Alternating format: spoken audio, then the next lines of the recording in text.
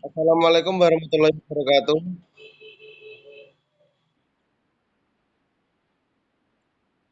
Nah, di sini Bapak akan mengadakan kegiatan bimbingan konseling kelompok.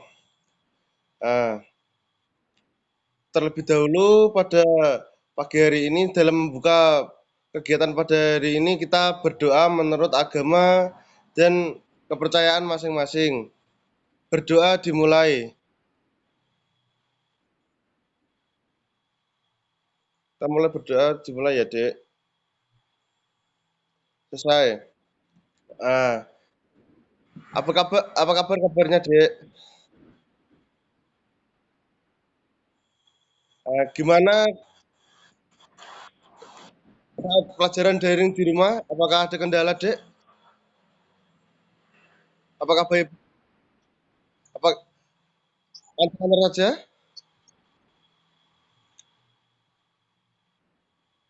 Apakah lancar-lancar saja, Dek?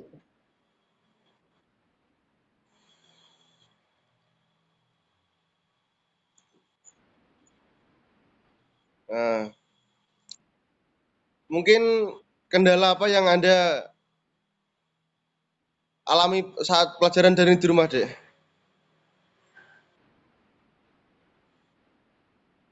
Sinyalnya susah ya, Dek? Ya, biasa itu kalau daring di rumah, Dek. Tapi ya tetap semangat ya kalau belajar ya, Dek ya.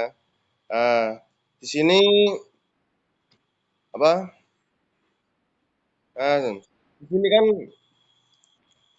kita akan menjelaskan tentang bimbingan konseling kelompok. Nah, di sini belum pada tahu kan apa itu bimbingan konseling kelompok? Nah, saya akan menjelaskan pengertian dan tujuan bimbingan kelompok.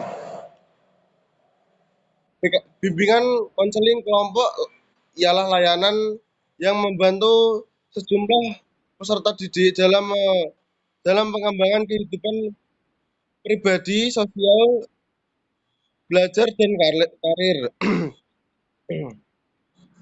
Bentar ya, Dek. Tujuan membantu individu menem- membentuk dirinya, mengarahkan dirinya dan dapat menyesuaikan diri dengan lingkungannya. Nah, di sini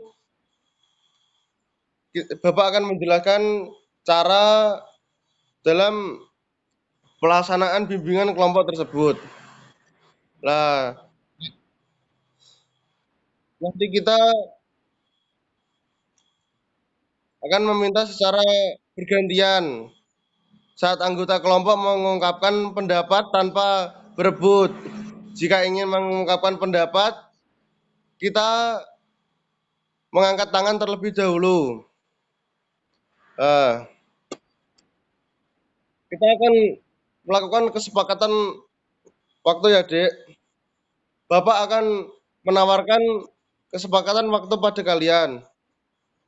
Nah, di sini Bapak akan menawarkan waktu 30 sampai 40 menit. Nah, kita melakukan kesepakatan waktu berapa menit? Gimana, Dek? Berapa menit kira-kira?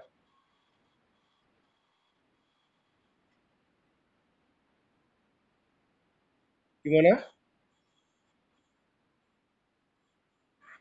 Berapa menit? Gak, gak apa-apa, bilang aja deh, gak apa-apa, Dek. Berapa menit kira-kira?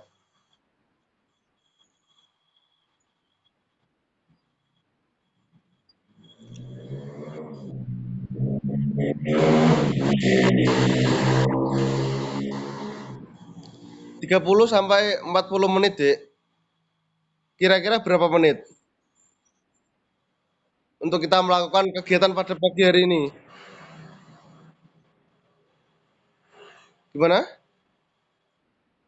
30 menit? Oke. Baik, kita sepakat ya, 30 menit kita melakukan kegiatan pada pagi hari ini ya. Nah, sini kita akan lanjut ya, Dea.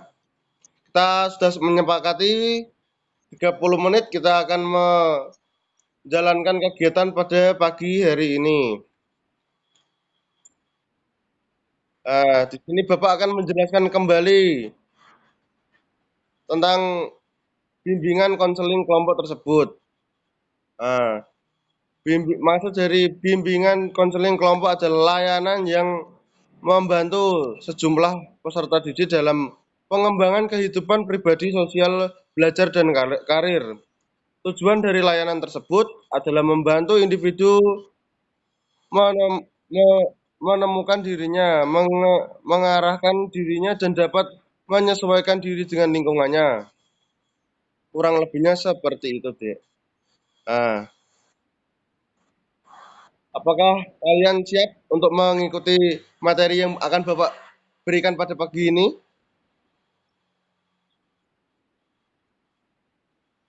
Gimana, Dek? Kalian siap? Nah, baik. Jika kalian sudah siap dalam mengikuti kegiatan pagi ini, Bapak akan memulai memberikan materi yang akan Bapak jelaskan pada pagi hari ini. Di sini Bapak akan menjelaskan dan memberikan materi tentang upaya pencegahan dan penanganan penyebaran virus COVID-19. Semua sudah pada tahu apa belum bagaimana cara dan pencegahan virus COVID-19 tersebut? Belum? Di sini kita akan mempelajarinya bersama-sama ya, Dek.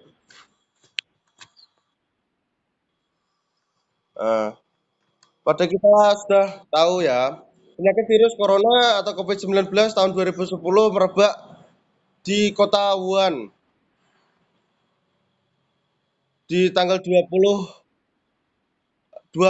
Maret 2020 ditemukan di kota Wuhan yaitu di negara Cina.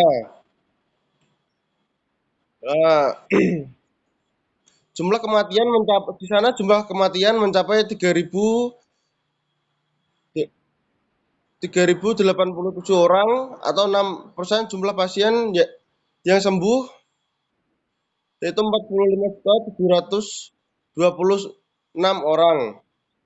Virus jenis RNA strain tunggal positif ini menginfeksi saluran pernapasan manusia dan bersifat sensitif terhadap panas dan secara efektif dapat diinaktifkan oleh disinfektan mengandung mengandung klorin. Maaf. Sumber host diduga berasal dari hewan terutama kelelawar dan faktor lain seperti tikus, bambu unta, musang. Gejala umum berupa demam, batuk, dan sulit bernapas.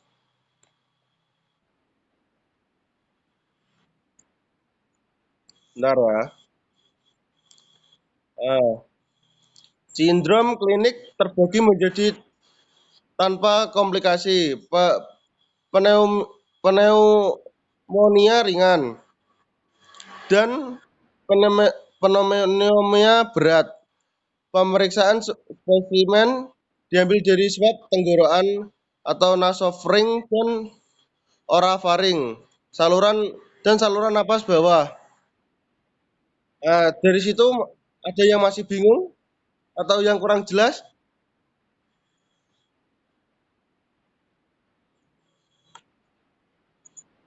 Sekali lagi, yang bagian mananya?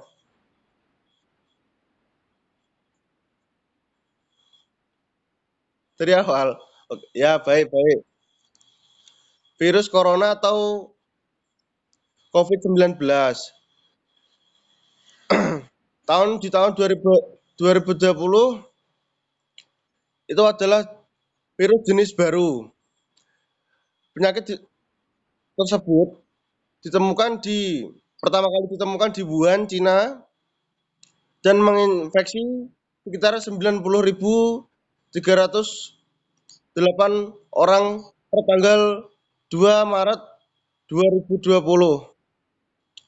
Jumlah kematian mencapai 3.087 orang. 6% jumlah pasien yang sembuh dan 45.726 orang virus jenis RNA strain tunggal positif ini menginfeksi saluran pernafasan manusia dan bersifat sensitif terhadap panas serta efektif dapat diinaktifkan oleh disinfektan yang mengandung klorin. Sumber host diduga berasal dari hewan terutama kelelawar dan vektor lain seperti tikus, unta, dan musang. Gejala umum berupa demam, batuk, dan sulit bernapas. Sindrom klinik terbagi menjadi tanpa komplikasi, pneumonia ringan, dan pneumonia berat. Pemeriksaan spesimen diambil dari swab tenggorokan dan saluran napas bawah dan dilakukan pada pasien terbukti terinfeksi COVID-19 untuk mencegah penyebaran lebih luas. Bagaimana, masih ada yang kurang paham? Kalau ada yang kurang paham dapat ditanyakan. Kalau tidak, saya akan melanjutkan lagi yang akan saya jelaskan. Gimana? Lanjutkan. Baik, saya akan melanjutkan lagi ya. Setiap Badan Kesehatan Dunia atau WHO telah menyatakan bahwa virus corona atau COVID-19 sebagai pandemi. Menindaklanjuti hal tersebut, pemerintah Indonesia juga menyatakan masalah virus corona sudah menjadi bencana nasional non-alam. Hal tersebut tercantum dalam pasal 50 Undang-Undang Nomor 24 Tahun 2007 tentang penanggulangan bencana karena virus ini sudah dikategorikan sebagai penyakit global, maka Indonesia sendiri statusnya sebagai bencana nasional non alam. Selanjutnya dilanjutkan oleh instruksi Presiden dan pemerintah daerah beserta jajarannya untuk saling bahu-membahu membuat beberapa langkah taktis sebagai upaya penjagaan penyebaran virus corona COVID-19 di masyarakat dan level menteri sampai kepala daerah, provinsi, kabupaten, bahkan Pemkot. Penelitian ini menggunakan metode analisis isi, di mana konteks analisis dibatasi pada media surat kabar yang menyampaikan informasi terkait beberapa langkah taktis yang diambil oleh masing-masing kepala pemerintah, baik di beberapa daerah maupun negara. Tujuan penelitian ini ditunjukkan untuk memberikan edukasi kepada masyarakat dalam menghadapi bencana global dan pencegahannya. Hasil penelitian menunjukkan bahwa pemerintah daerah telah banyak melakukan strategi komunikasi kepada masyarakat wilayah masing-masing melalui teknik koersif, informatif, kanalising, edukatif, persuasif, dan redukensi dalam mengemas pesan berupa instruksi himbauan kepada masyarakat untuk mencegah penularan COVID-19 di wilayahnya masing-masing. Benar. Kita lanjutkan lagi ya. Nah, dari situ tadi ada yang ingin ditanyakan atau ada yang kurang jelas?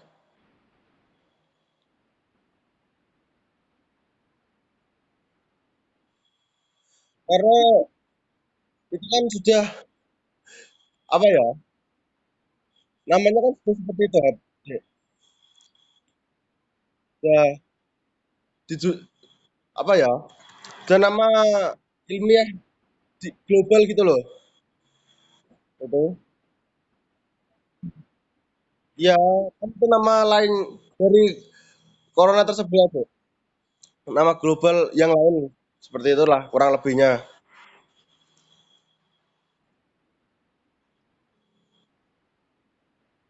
Kalau itu saya juga belum mengetahui, Dek.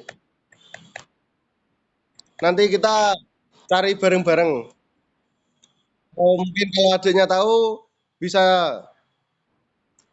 Bapak bisa dikasih tahu. Begitu. Baik, ada lagi yang ingin ditanyakan?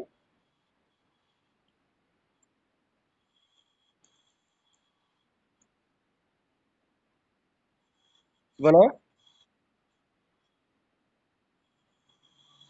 Orang pertama yang kena corona di Wuhan, Dek. Itu penyebar corona. Bercanda-bercanda, Dek. Oke, kita bisa lebih agak serius ya, Dek, dalam mendengarkan dan menanggapi ini ya. Karena ini nanti ada buat penilaiannya, Dek. Maksudnya kita nanti ada sesi tanya jawab lagi di akhir agar adiknya juga paham dan Bapak juga bisa belajar sama-sama dengan adik ya. Pemerintah Indonesia telah menetapkan Kabupaten Sumbawa sebagai salah satu sentra produksi perikanan di Indonesia. Salah satu area pengembangan kelautan dan perikanan Kabupaten Sumbawa adalah Teluk Saleh. Potensi sebentar-bentar, teman kita ada yang menghubungkan. Betul dulu ya. Nah, potensi laut Kabupaten Sumbawa, komoditas perikanan Indonesia Teluk Saleh meliputi kerapu, kakap udang, tongkol, teripang, dan lain-lain. Pandemi COVID-19 yang terjadi di perikanan diperkirakan akan memicu dampak negatif bagi masyarakat pesisir, khususnya berprofesi sebagai nelayan. Protokol kesehatan wajib diterapkan selama masa pandemi tersebut. Bentar, sebentar ya. Nah, termasuk pelaku usaha perikanan dan produksi yang dihasilkan seluruh aktivitas perikanan tangkap harus bisa memperhatikan dan melaksanakan seluruh protokol penanggulangan COVID-19. Pelaku usaha perikanan tangkap harus bisa menjaga kebersihan dan kesehatan. Serta produk perikanan yang didaratkan di pelabuhan perikanan harus bisa diperiksa dan ditangani dengan baik untuk menjaga higienitas dan mutu ikan sebagai sumber pangan. Protokol kesehatan untuk penanggulangan COVID-19 terdiri dari fase pencegahan, fase deteksi, dan fase respon. Peran dari masyarakat dalam setiap fase sangat dibutuhkan untuk menghindari terjadinya penularan yang lebih banyak. Pemerintah telah mengeluarkan pedoman kesiapsiagaan dalam menghadapi penyebaran COVID-19. Upaya yang dapat dilakukan dalam fase pencegahan oleh setiap individu antara lain memakai masker, memakai sarung tangan, menggunakan hand sanitizer atau desinfektan, mencuci tangan dengan sabun, menghindari menyentuh wajah, menghindari berjabat tangan, menghindari pertemuan atau antrian panjang, menghindari menyentuh benda atau permukaan benda di area publik, menghindari naik transportasi umum, menjaga jarak setidaknya 2 meter dari orang lain ketika di luar rumah, dan jika menunjukkan gejala penyakit, segera memberitahu orang-orang di sekitar.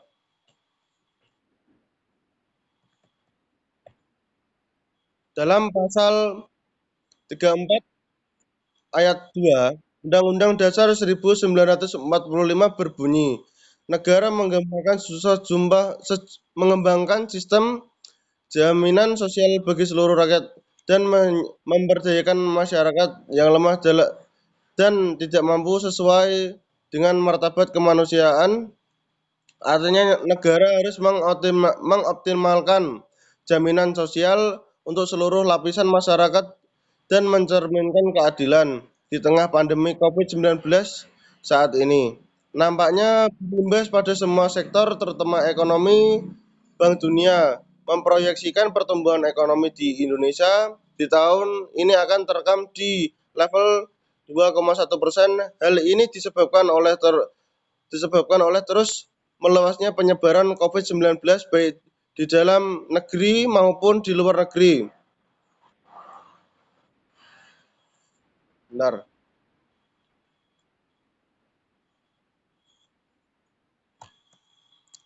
benar ya, Dek.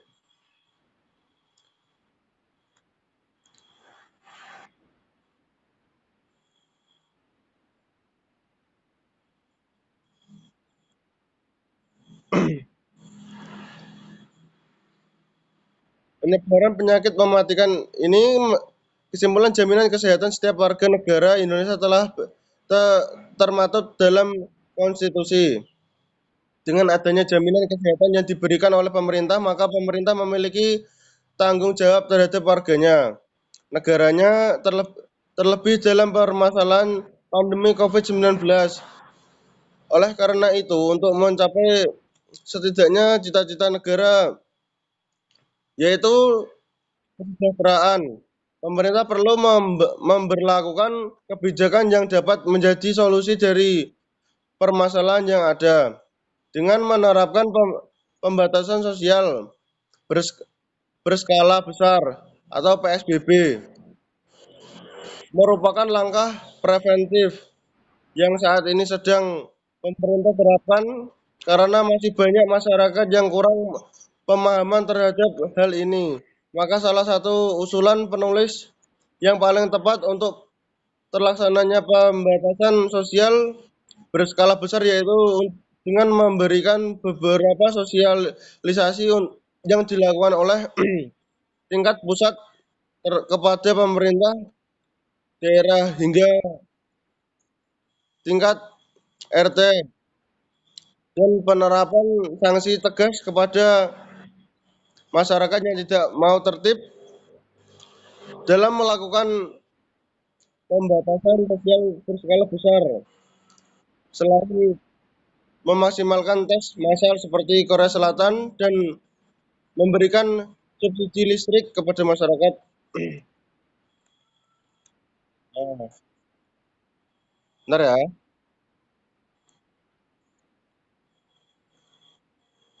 Di sini Bapak ingin memberikan kesempatan kepada kalian untuk bertanya kepada Bapak. Nanti gantian ya, Bapak yang akan bertanya kepada kalian. Gimana, sudah siap? Eh, Pertama, silakan kalian ingin bertanya apa kepada Bapak tentang yang sudah Bapak jelaskan tentang pencegahan, benar ya, tentang materi yang sudah Bapak jelaskan tentang upaya pencegahan dan penanganan penyebaran virus COVID-19.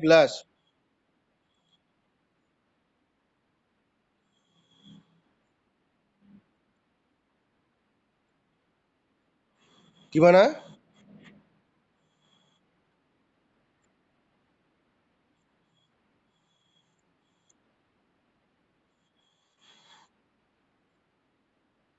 Bagaimana Mas Zainuri? Tadi Mbak siapa? Ini namanya. Bapak lupa. Siapa? Arta ya. Mbak Arta apa ingin bertanya?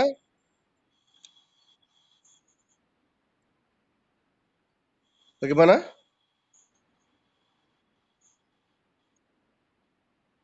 Apa Mas Zainuri? Kalau tidak, apa Masnya siapa? Ya satu ini.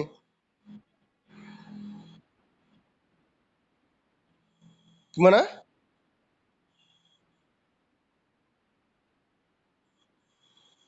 Ah, COVID belum belum hilang ya, Dek, dari Indonesia. Jika masyarakatnya belum bisa mematuhi dan belum bisa tertib, maka mungkin COVID juga masih akan menyebar karena penularan COVID itu sangat mudah. Bahkan dari sentuhan tangan saja kita bisa tertular dari virus COVID tersebut. Ya, gimana?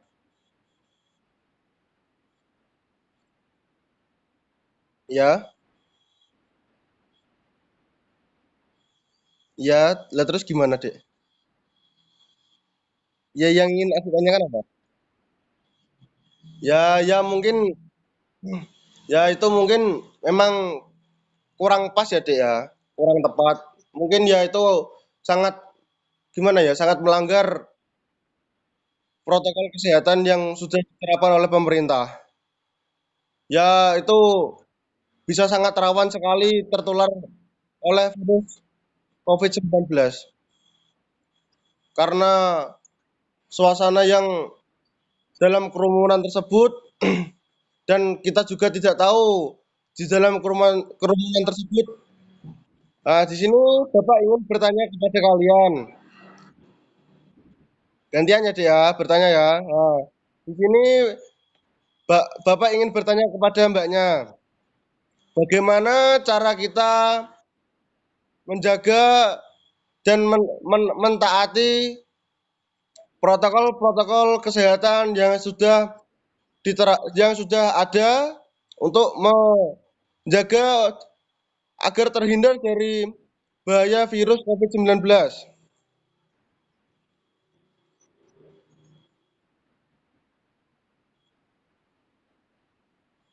Ya,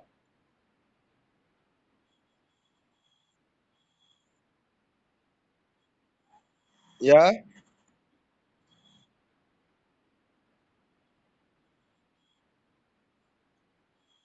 ada lagi.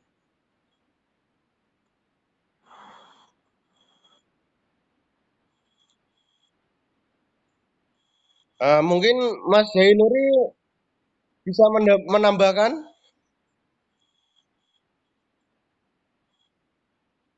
Enggak. Ah, baik. Di sini saya akan bertanya kepada Mas Zainuri ya. Pertanyaan sendiri lagi. Ah, bagaimana bagaimana cara kita untuk apa ya? Hmm, menjaga imunitas tubuh kita agar bisa kuat untuk menangkal virus corona.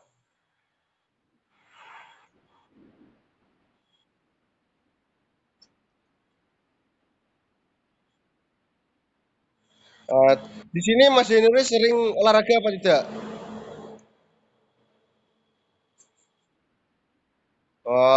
Itu bahaya loh Mas. Nanti kalau terserang, tapi semoga tidak ya. Gimana? Oke, ya kita lanjut lagi ya. Kayaknya pada tegang atau gimana kita ajakan selingan ya. Kita nyanyi-nyanyi sebentar, mau nggak?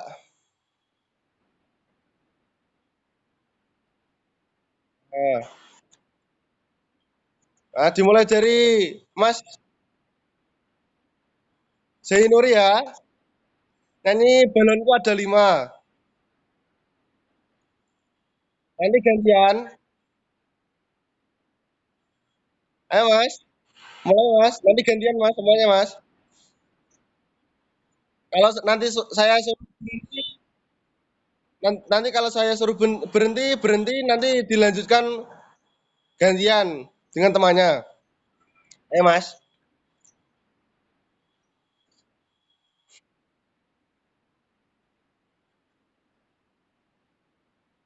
stop mas, stop mas. Nah, lanjutkan mbak.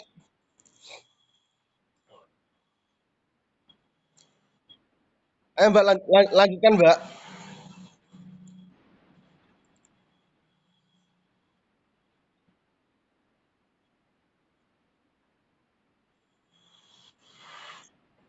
Lagi ya mbak, lanjut lagi mbak.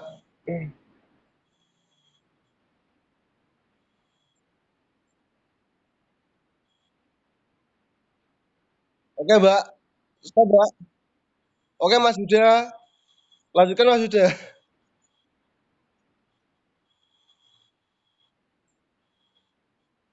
Sampai kacau mas, kacau.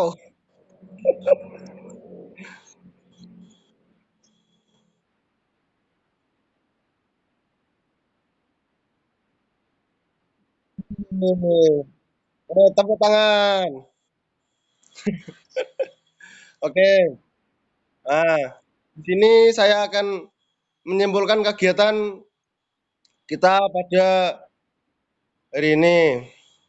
Di sini Bapak akan menyimpulkan ya tentang materi kita.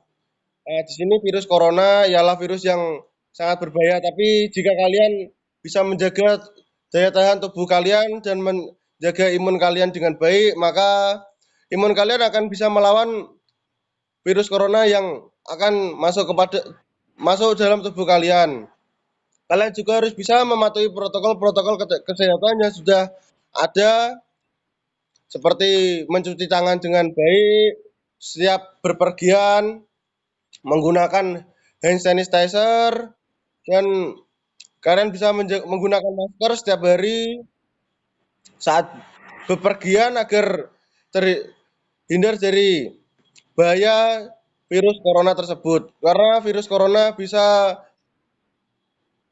apa menyerang tubuh kalian lewat saluran pernafasan, tenggorokan, mata, kurang lebihnya seperti itu.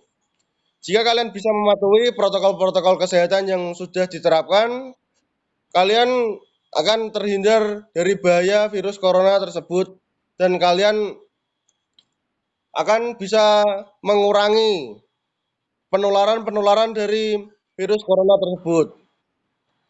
Kalian di rumah saja jika ada yang penting baru keluar. Kan ini juga libur-libur corona, belajar di rumah, buatlah belajar kalian menjadi senang dan happy ya, agar tidak bosan belajar di rumah. Begitu. Nah, di sini kegiatan bimbingan konseling kelompok sudah selesai ya, Dek. Akan Bapak akhiri. Nah, di sini Bapak akan menanyakan pesan dan kesan kalian saat kalian mengikuti sebentar-sebentar ya, mengikuti kegiatan pada pagi hari ini. Dimulai dari Mbaknya. Pesan dan kesan apa yang Mbak dapat saat kegiatan pada hari ini?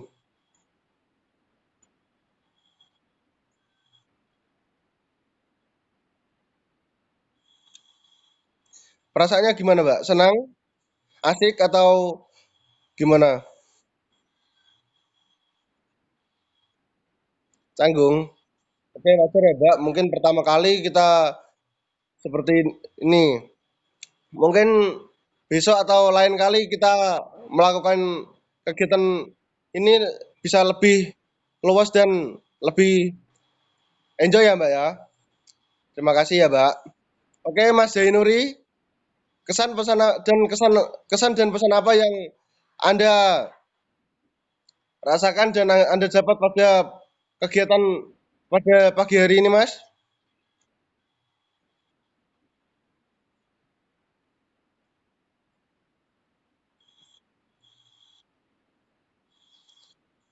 Baik. Terima kasih, Mas. Mas Huda, kesan pesan dan pesan apa yang Anda dapat dalam kegiatan pagi ini, Mas?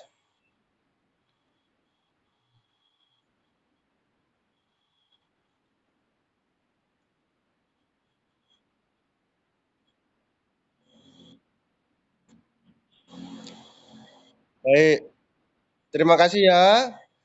Bapak sangat berterima kasih kalian sudah mau mengikuti kegiatan pada pagi hari ini. Nah, kita akhiri kegiatan pagi ini dengan berdoa menurut agama dan kepercayaan masing-masing. Berdoa mulai.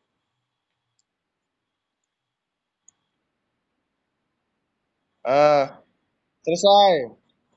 Saya ucapkan terima kasih banyak. Assalamualaikum warahmatullahi wabarakatuh.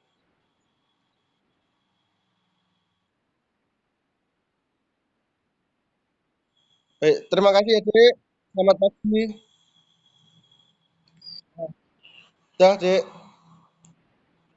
Selamat pagi ya, Dek.